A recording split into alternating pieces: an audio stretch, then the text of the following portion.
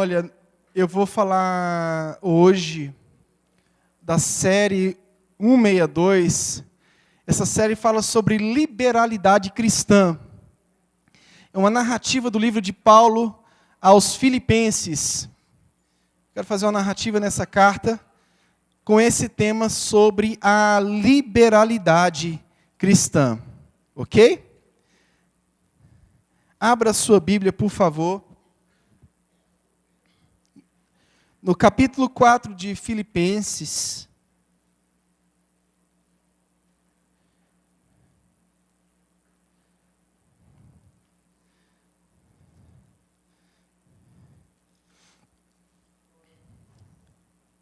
versículo 10.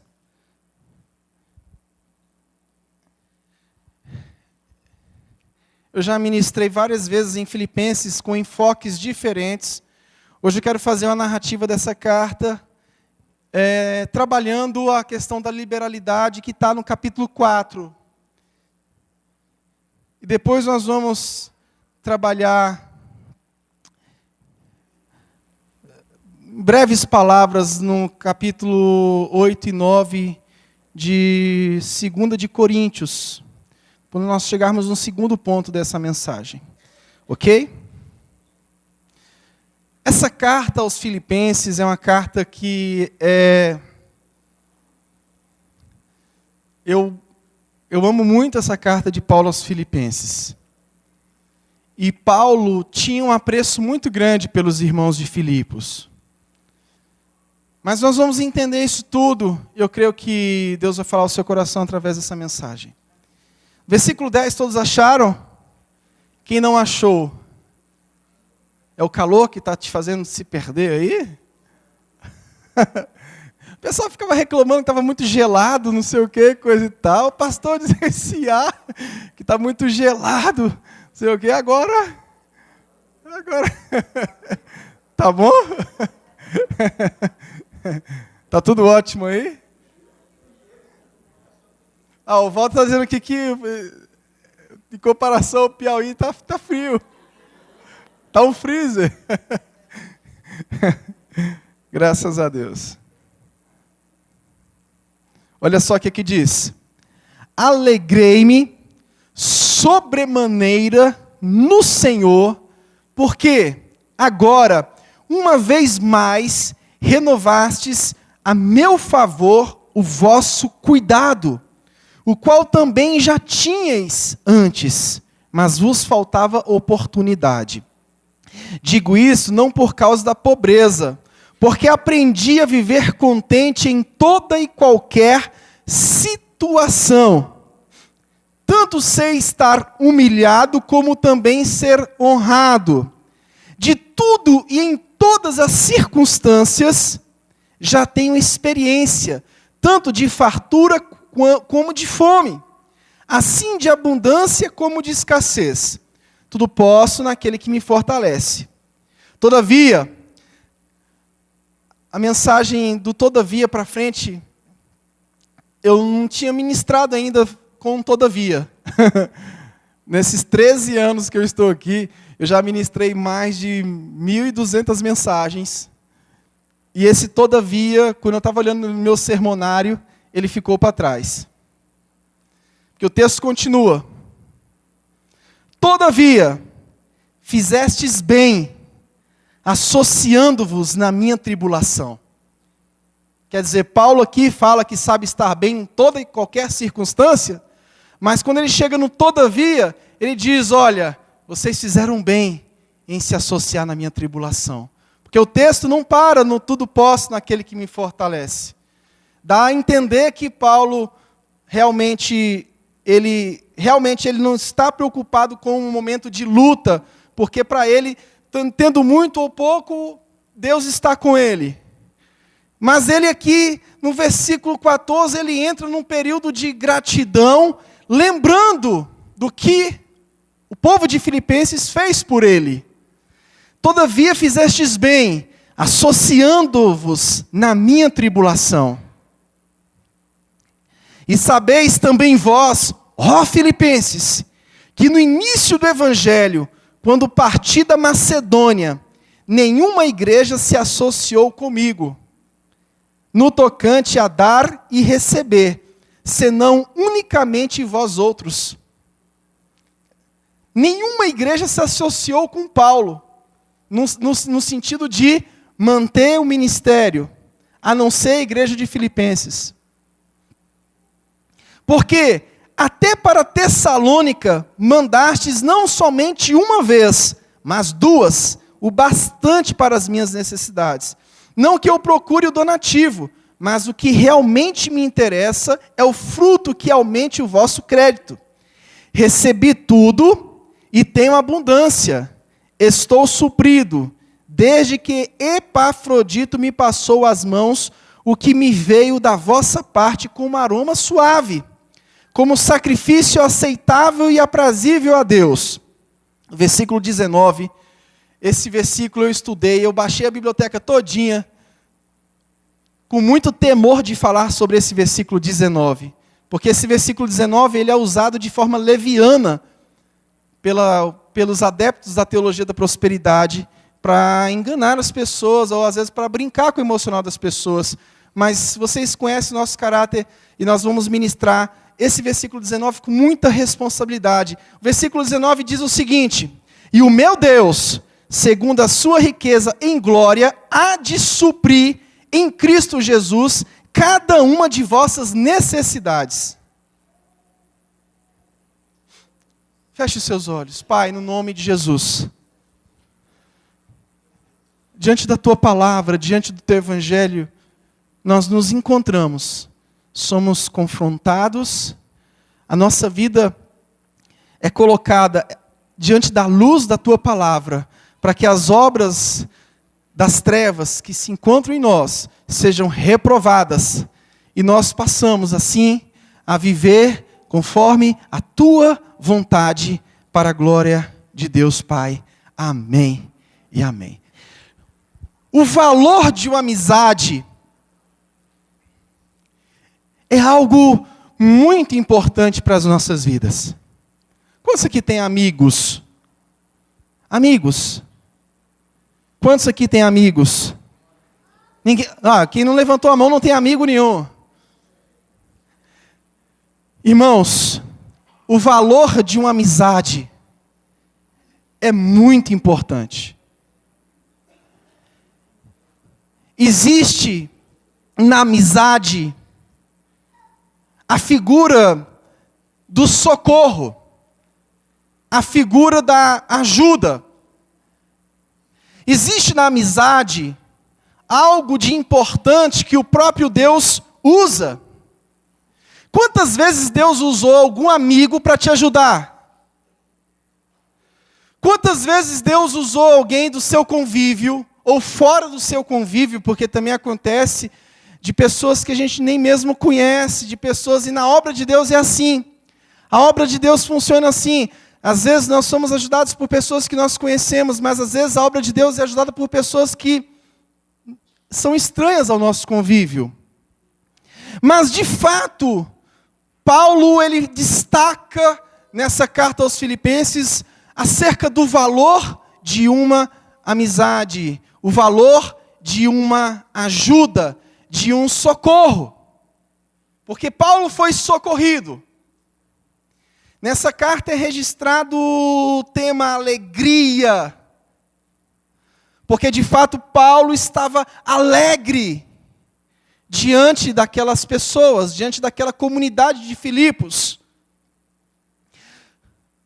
Paulo e Silas, eles saem da Antioquia e vão para a Ásia Menor.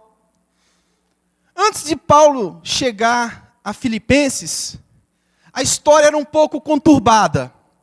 Ele sai de Antioquia para a Ásia Menor. Quando eles chegam lá em Listra, eles encontram Timóteo. Timóteo se junta com eles dois.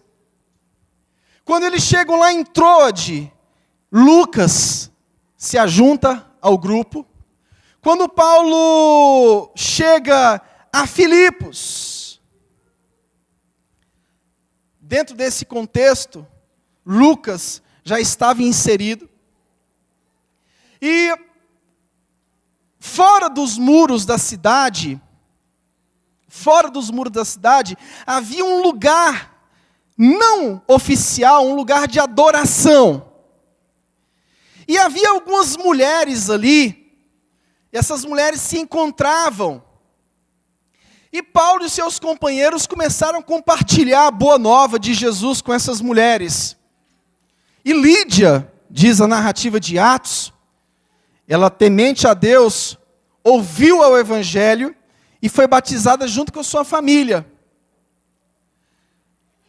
Paulo também se depara com uma escrava que era adivinha. Ela tinha um espírito de adivinhação, o espírito chamado espírito pitônico, diz a Bíblia. E Paulo expulsa aquele espírito. E os seus donos ficaram furiosos, acusaram Paulo de estarem perturbando a cidade. Eles foram surrados, Paulo e Silas, trancados na prisão. A Bíblia fala que eles protestaram alegando o seu direito de cidadania romana, lançados no cárcere. E aí você sabe a história daquela tão grande libertação que aconteceu de Paulo e Silas, e a própria conversão do carcereiro, que foi a principal, é o pano de fundo principal daquela narrativa. Bom, essa carta de Paulo aos Filipenses, ela não corrige erros doutrinários. Porque geralmente quando Paulo manda alguma carta para corrigir um problema. E eram muitos problemas. Mas Paulo aqui não queria corrigir um problema. Paulo envia essa carta numa expressão de amizade. Paulo envia essa carta numa expressão profunda de alegria. Uma expressão profunda de gratidão. Paulo na carta, ele destaca algumas coisas. Ele fala de gratidão. Paulo fala da divindade de Cristo. Paulo fala do senhorio de Cristo. E Paulo fala também nessa carta da sua expectativa principal. A expectativa principal de Paulo não era a ajuda dos filipenses. Paulo destaca na carta que a expectativa principal dele era a transformação que ele iria viver por ocasião da ressurreição. Então Paulo tem o pé no chão. Paulo, ele agradece os filipenses, amigos, mas na carta ele vai deixando as bases da sua fé. Então ele trouxe as bases da fé dele, e realmente ele traz nessa carta a expectativa que ele tinha de um dia viver essa grande ressurreição em Cristo Jesus. Viver essa ressurreição. Bom, a igreja de Filipos era uma das igrejas preferidas de Paulo. E a gente viu que ele começou a trajetória por Filipos sendo perseguido. Foi liberto daquela prisão. E mesmo assim, depois de um tempo, isso em Roma, Paulo escreve essa carta diante desse contexto todo que eu falei para vocês. E nessa carta, ele trata da sua gratidão por aqueles irmãos de Filipos. Queridos, como Paulo foi grato àqueles irmãos. Como aqueles irmãos zelaram pela vida de Paulo. Eu queria destacar aqui algumas pérolas aqui dentro dessa narrativa, conforme o versículo 10 aos versículos seguintes do nosso texto base. E a primeira lição que eu quero trazer para a nossa meditação é acerca do cuidado. A igreja de Filipos era uma igreja que tinha um cuidado pelo ministério do apóstolo Paulo. Eles tinham um zelo excessivo pelo ministério do apóstolo Paulo. Diz o versículo 10, o texto base: alegrei-me sobremaneira no Senhor, porque agora, uma vez mais, vocês renovaram a meu favor o vosso cuidado, o qual também já tinhais antes, mas vos faltava oportunidade. Paulo estava diante de um povo que cuidava dele, que zelava pela vida dele. Então a carta de Filipenses é um exemplo para nós, como igreja, para que nós nos arrependamos dos nossos erros, porque às vezes nós nos arrependemos dos nossos pecados, os pecados morais, não é assim? Os pecados morais, eles mexem mais com a gente, não é assim? O pecado moral, ele trabalha mais o ser humano, ele traz uma perturbação maior na vida do ser humano. E esses outros pecados de injustiça do dia a dia, nos incomoda muito pouco. Esses pecados de injustiça do dia a dia, nos relacionamentos, nos incomodam um pouco, a ponto de nós ficarmos completamente insensíveis ao próximo. Mas o objetivo dessa mensagem é fazer, pelo poder do Espírito Santo de Deus, que eu e você nos arrependamos diante dos nossos pecados sociais, diante das nossas injustiças, seja em relação aos de dentro, seja em relação aos de fora. Que o Espírito Santo toque nas nossas vidas nessa noite, e que a gente possa ser como Epafrodito foi para a vida de Paulo. Epafrodito arriscou a sua própria vida, indo a Roma, levar o alimento, a contribuição para a vida do apóstolo Paulo. Ele arriscou sua própria vida, porque a história de Roma é uma história de dominação e uma história de violência. E era muito arriscado ele sair de Filipos até Roma. Ele poderia ser açoitado, ele poderia ser preso, ele poderia viver as mesmas coisas que Paulo viveu. Então a primeira coisa que a gente entende aqui é o cuidado. Aí o texto é interessante, que o Paulo fala primeiro que se alegra, e depois o texto, a gente fala que isso aqui é uma interpolarização, mas vou explicar o que é isso. O texto ele agradece, e agora ele dá um intervalo. E ele diz o seguinte: bom, primeiro, eu me alegro porque vocês me ajudaram. Agora, deixa eu dizer uma coisa para vocês. Digo isto, não por causa da pobreza, porque eu aprendi a viver contente em toda e qualquer circunstância. Então, Paulo agradece, se alegra porque os filipenses o ajudaram. Aí ele vem e diz: olha, me alegro, mas eu sou contente. Com pouco, com muito, com a honra, com a desonra, com a fartura, com a escassez, eu tudo posso naquele que me fortalece. É como se Paulo estivesse dizendo o seguinte: olha, eu sou grato a vocês porque vocês fizeram por mim, mas em toda e qualquer circunstância, Deus está comigo.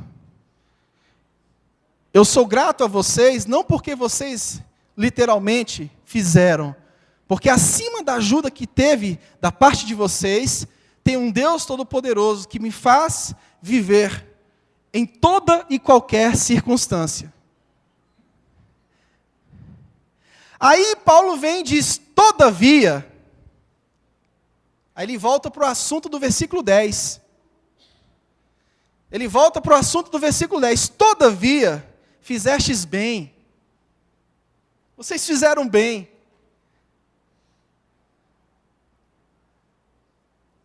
Vocês fizeram muito bem. Queridos, deixa eu te dizer uma coisa. Quantas foram as circunstâncias que nós estávamos orando, clamando a Deus por uma ajuda? E Deus foi o socorro, usando pessoas. Se eu contar tudo aqui, eu teria que ficar a noite toda. Mas Teve um dia, por exemplo, mês de julho, que eu terminei de pregar, e a gente precisava pagar o programa de rádio na segunda-feira. Eu falei, Senhor, não tem condições. Aí no final, uma irmã chegou, não vou citar nomes, ela disse, pastor, está aqui, ó. Está aqui a quantia aqui. Eu sei que você está desesperado, eu sei, Deus me tocou aqui agora. Vai lá e paga o programa amanhã. Na sexta-feira eu estava orando, quinta-feira a gente estava orando, Senhor, a gente precisa de uma provisão. Deus mandou o irmão dizendo, pastor, vamos abençoar vocês aí. Eu virei para o Luan, graças a Deus. Graças a Deus pelo cuidado que Deus tem tido com todos os projetos, e graças a Deus porque Deus tem levantado pessoas, mas é nos momentos mais tenebrosos. Eu não diria para você que Deus é pirracento, que Deus não é pirracento. Mas é quando você pensa que está na beira do abismo, ou quando você já caiu lá dentro, vem a mão poderosa do Senhor e te resgata. Eu estou dizendo da obra de Deus, eu estou dizendo de coisas de Deus, eu estou dizendo de projetos de Deus, que a gente respira isso todo dia. Eu respiro a obra de Deus 24 horas por dia. Então a gente carrega esse fardo todo de forma que todas as responsabilidades realmente elas recaem. Por quê? Porque quando você respira completamente, porque você foi chamado por um tempo integral, literalmente aquilo vem sobre você. Literalmente aquela coisa vem sobre você. E no momento da angústia é você e Deus. É você e Deus. Então no versículo 14, nós temos uma segunda lição para compartilhar, uma segunda pérola. O remédio na tribulação. Tem pessoas que pegam esses versículos e usam para a teologia da prosperidade, criando aquela frase, tudo posso naquele que me fortalece. Diga aí, repete aí, tudo posso naquele que me fortalece. São os da teologia da prosperidade. Por outro lado, vem os da teologia franciscana, que diz o seguinte, rapaz, Paulo deu graças a Deus. Paulo, ele, com pouco ou com muito, com a honra ou com a desonra, ele estava bem. Sim, ele estava bem. Mas, todavia, Paulo se alegrou pelo remédio que veio sobre a vida dele, o remédio diante da tribulação que ele estava vivendo. A gente não pode pender para a teologia da prosperidade, também a gente não pode pender para a teologia da franciscana, que quer ensinar que a gente não pode ser ajudado de forma alguma. São dois erros perigosos que nós precisamos corrigir. Nós precisamos depender de Deus para esse remédio na tribulação, quando Deus usa pessoas para serem remédios na nossa tribulação, quando Deus usa pessoas para nos socorrer, quando Deus usa pessoas para contribuir com a obra de Deus, com as coisas que nós estamos desenvolvendo, com todos os projetos que nós estamos trabalhando. Seria muita hipocrisia minha falar que eu não fico alegre diante de, quando eu vejo Deus colocando alguém diante de nós, dizendo, olha, pode deixar que esse mês eu vou ajudar vocês nisso. Claro que a gente fica alegre. A gente glorifica a Deus. Glorificaria sem isso não acontecer. Porque a nossa vida com Deus não depende simplesmente de algo acontecer para que a gente glorifique a Deus. Mas Paulo aqui, meu irmão, glorificou a Deus com alegria mesmo. Seria hipocrisia nossa se nós não ficássemos alegres quando alguém chega e diz, toma um caminhão de tijolo para construir lá no Piauí. Quantas vezes eu ouvi a expressão de alegria do Walter, e vi a expressão de tristeza, mas quantas vezes eu vi a expressão de alegria nele, glórias a Deus, conseguimos isso, tal fulano ajudou a gente, amém, vamos lá, vamos fazer a cobertura. Quantas foram as vezes? Seria muita hipocrisia dizer que a gente não fica alegre, é claro que a gente fica alegre. Paulo estava alegre. Essa carta cita 17 vezes a palavra alegrei-me, alegrai-vos. 17 vezes Paulo cita o termo alegria. A gente sabe que essa alegria é circunstancial. A alegria do reino não, essa aí ela é ultra circunstancial. A alegria que a gente tem aqui, uma hora tem alegria, uma hora tem tristeza, é ou não é? Uma hora está bem, outra hora está mal, mas quando a gente está bem, a gente, né? Assim a gente não fica mais extasiado, sim ou não, gente? Claro que fica, então Deus usa essas circunstâncias. E eu aprendi uma coisa, na prática, nesses 13 anos que a gente está aqui, eu aprendi uma coisa. Como Deus supre. Como Deus faz. Como Deus usa pessoas. Como Deus toca em pessoas. E eu aprendi outra coisa. Como eu preciso ensinar, como eu preciso aprender acerca da liberalidade. Porque às vezes as pessoas acham que está tudo bem. Por exemplo, você faz uma reforma dessa aqui, aí todo mundo diz, algumas pessoas dizem, a igreja está rica, está toda encarpetada, não sei o quê, coisa e tal, painel de madeira. Então não precisa mais a contribuição. Precisa.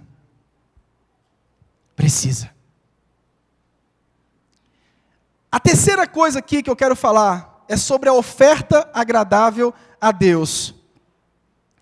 Paulo diz, não que eu procure o donativo, mas o que realmente me interessa é o fruto que aumente o vosso crédito.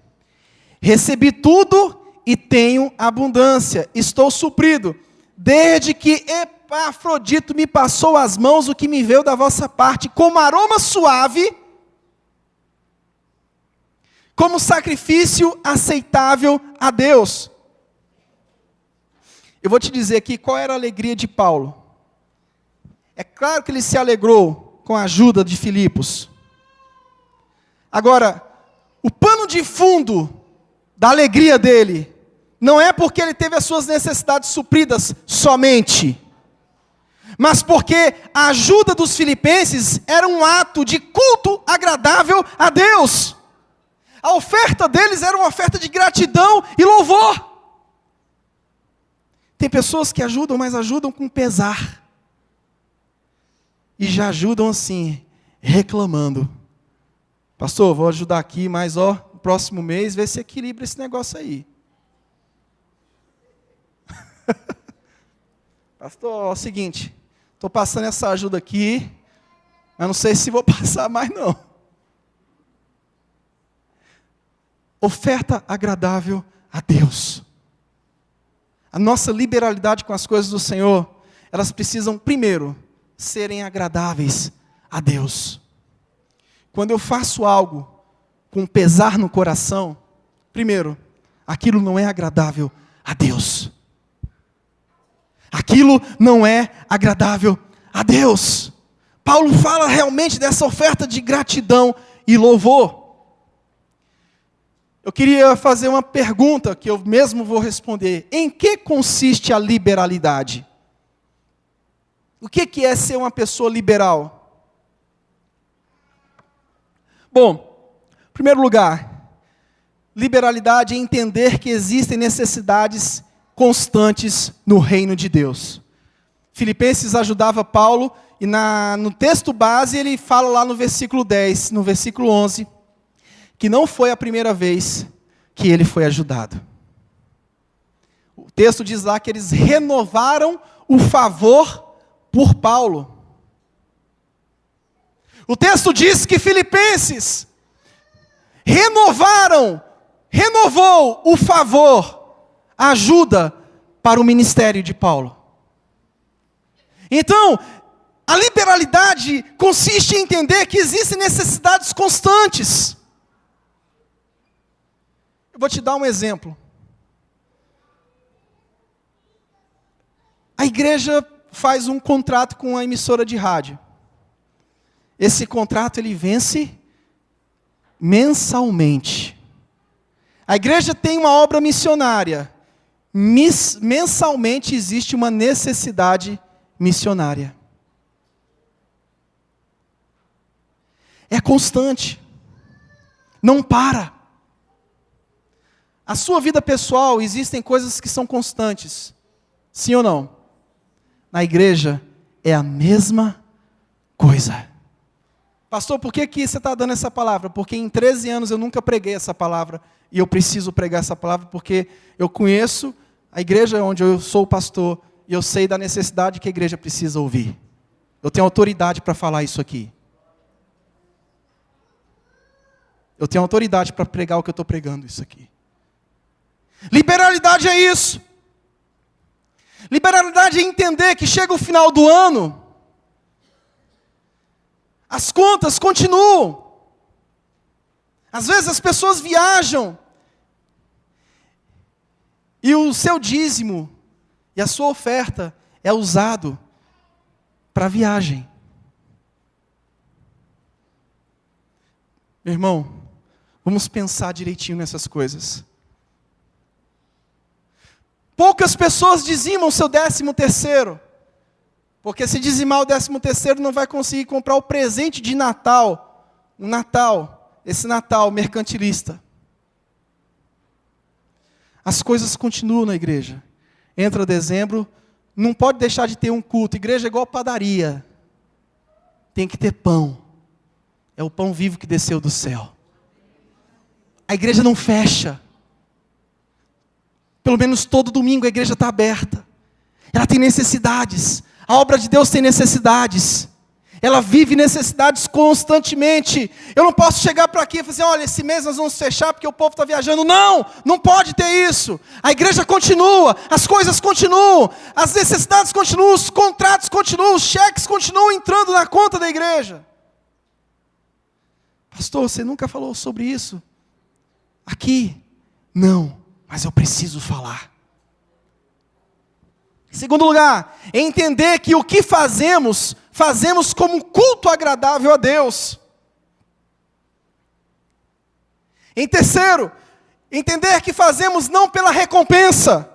Qual é o problema do neopentecostalismo? Qual é o problema desses caras que ficam arrancando dinheiro dos outros?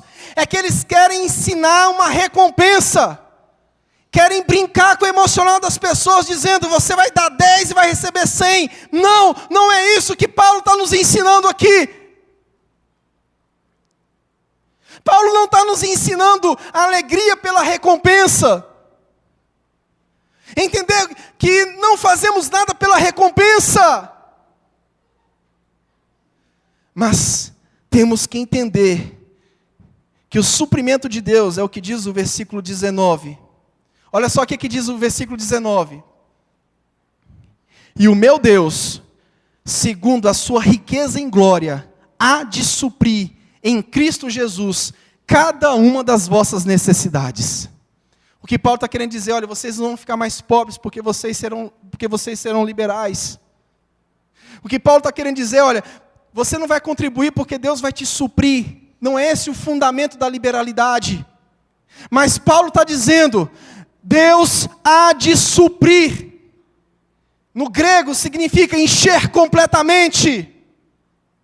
Encher completamente. Deus há de suprir todas as necessidades, presentes e futuras. Uma exegese que eu peguei de Calvino, quando ele cita esse texto, quando ele cita Romanos 8, 21, Efésios 1, 18. Porque eu fiquei na dúvida, será que esse suprimento aqui é só para o futuro? Eu fiquei na dúvida, porque eu tenho muito medo de pregar a palavra. Se tem uma coisa que eu tenho medo de pregar é a palavra. Eu fui estudar os maiores exegetas que tem, D.A. Carson, Calvino, esses caras todos. E eles dizem, olha, no grego lá, esse preenchimento é presente e é futuro. A nossa motivação não é receber em troca. A nossa motivação não é ganhar.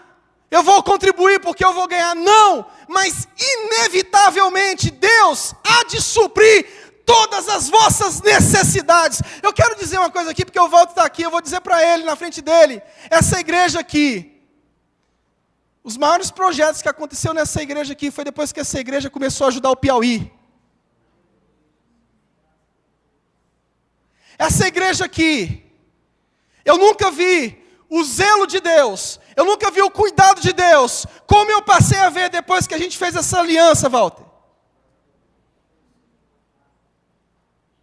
Eu nunca consegui enxergar um zelo tão grande que Deus tem. Depois que o Walter me ligou, eu falei, Walter, eu não sei como é que nós vamos fazer, mas estamos juntos. Alguma coisa nós vamos fazer junto. Alguma coisa nós vamos andar junto, vamos fazer. A gente não tem muito, mas nós vamos caminhar, nós vamos lutar, vamos correr.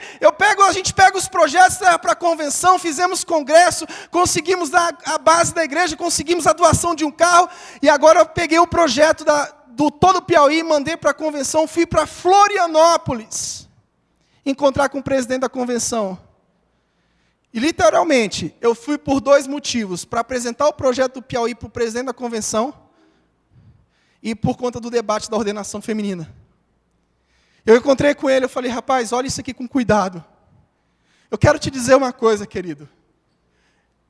Eu nunca vi o zelo de Deus. E eu tenho a convicção que o que esse versículo 19 diz é o que aconteceu com essa igreja. Deus supriu cada uma das nossas necessidades a partir do momento que a gente olhou para o Piauí. Porque isso aconteceu é o que diz Paulo a Filipenses. Filipenses supriu as necessidades de Paulo. E Paulo diz, Deus há de suprir as vossas necessidades. E de fato, Filipenses sempre Deus colocava na vida deles para que eles ajudassem os ministérios através de Paulo. Liberalidade é entender isso. É entender que Deus supre. Meu querido, faça a obra de Deus com o seu tempo. Faça a obra de Deus com o seu coração, com a sua dedicação. Faça a obra de Deus com a sua liberalidade, com a sua contribuição. Incrível, Valtão. Deus nunca deixou esse programa sair do ar. Incrível, a gente, pela graça de Deus, conseguimos aprovar uma fundação em tempo recorde, 7 meses. Demos entrada no Ministério das Comunicações para pedirmos uma emissora. Deus usou uma pessoa de uma forma esplendorosa para esse processo lá no Ministério das Comunicações e tem usado.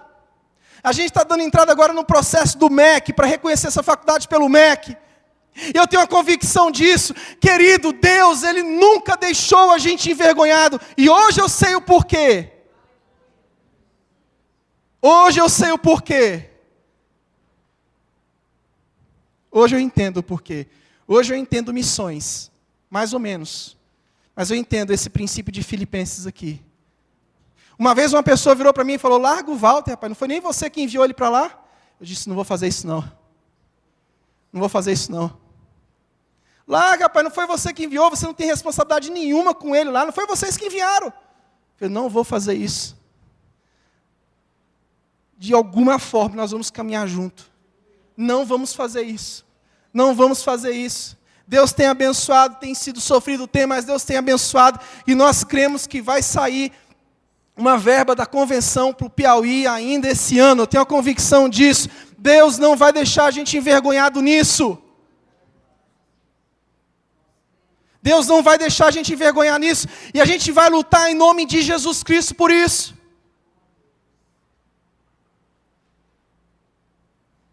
Rapaz, para que isso? Para quê? Você está se desgastando. Falei, quem está se desgastando é o Walter, não sou eu não. Meu querido, o meu Deus, Paulo usa essa expressão 7 vezes. O Paulo quis dizer o seguinte, o Deus cuja fidelidade e poder que eu experimento de forma tão verdadeira, suprirá todas as necessidades de vocês. Quem cuida da causa do reino, Deus cuida poderosamente de você. Quem diz isso aqui é o Champlin, não sou eu. Um dos maiores exegetas do Novo Testamento, ele cita esse texto, ele diz, quem cuida da causa do reino, Deus cuida poderosamente. Esse é o texto que eu fiquei com mais medo de pregar em toda a minha vida, porque ele dá margens para muitas coisas. Mas eu entendi que quem cuida da causa do reino de Deus, Deus cuida de você. Querido, olha, meu irmão, larga essa avareza, por favor. Seja um dizimista fiel, não porque você vai receber em troca. Seja um ofertante liberal, não porque você vai receber em troca.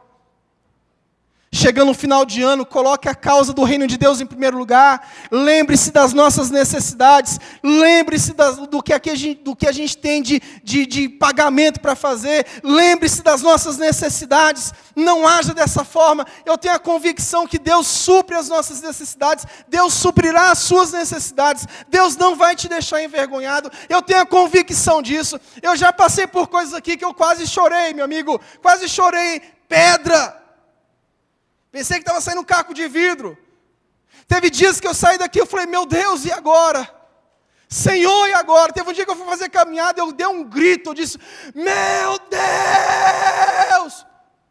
Diante de Deus, eu dei um grito assim, que a pessoa passou do meu lado, eu falei, você está bem? Bicho, eu estou bem, cara, agora eu estou bem. Meu Deus, me ajuda! É incrível. Que eu chegava aqui e o Luan vinha com a notícia boa. Tem dia que o Luan vem com notícia ruim. Eu já disse para o Luan, ele está aqui? Tá ali. Meu companheirão. Uma benção que Deus mandou para cá. O Danilo também é outra benção, que está sofrendo com a gente. Agora tem 2 para sofrer comigo, Luan e Danilo. Os 2 estão chorando comigo agora todo dia ali. Ali é onde o filho chora e a mãe não vê, mas Deus vê. Deus ouve. Falei, Luan, no dia que tiver notícia ruim, você não me conta. Tá bom? Ele, tá bom, pastor. E aí, Luan, como é que tá? Pastor, deu certo aqui. Graças a Deus. É muita luta. São muitos desafios. Mas Deus supre. Meu querido, o que você está fazendo da sua vida? O que você está fazendo da sua vida? O dinheiro virou seu senhor às vezes. O dinheiro está te dominando de tal forma que você deixa esperar o final do mês, o que sobrar, eu vou dar para a igreja. Não faça isso. Não faça isso. Tire no início e contribua para a obra do Senhor. A primeira causa que tem que estar na sua vida espiritual, na sua vida no dia a dia, é a causa do reino de Deus.